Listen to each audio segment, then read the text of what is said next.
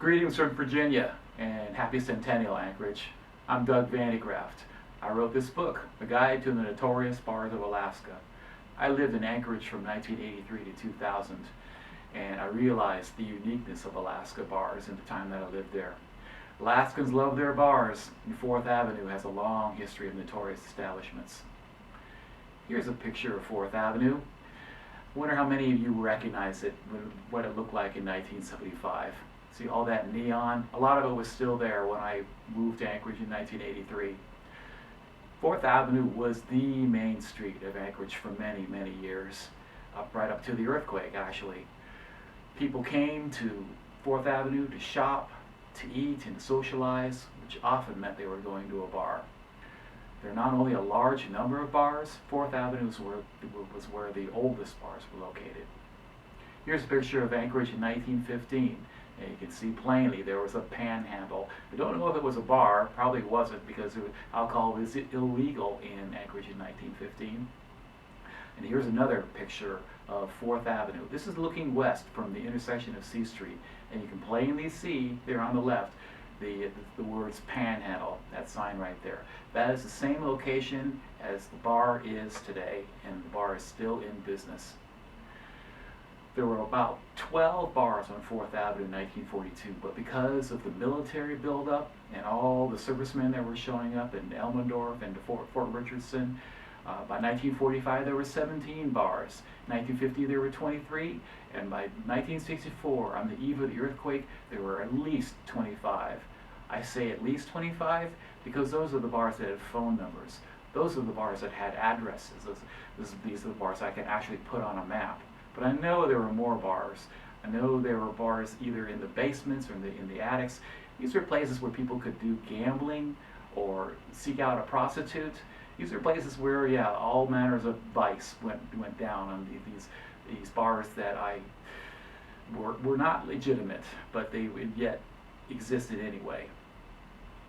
People loved going to Richmond's, which is where the Gaslight Lounge is now. Right across the street from the 4th Avenue Theater, they would stop into Richmond's either before or after seeing a movie. When people went to Hewitt's drugstore, they often stopped in the Chichaco Tavern right next door to see who was in town that day. And bars like the Union Club had a huge and very loyal customer base.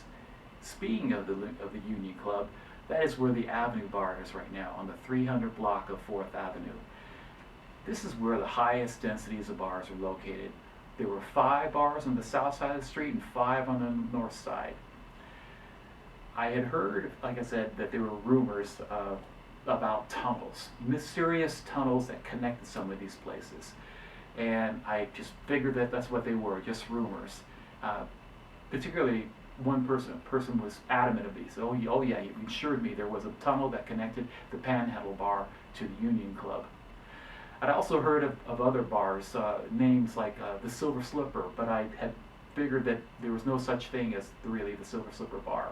But just this year, I had the opportunity to go to the Panhandle, and the owner, general manager, took me down the stairs, and he said, "Check this out, Doug.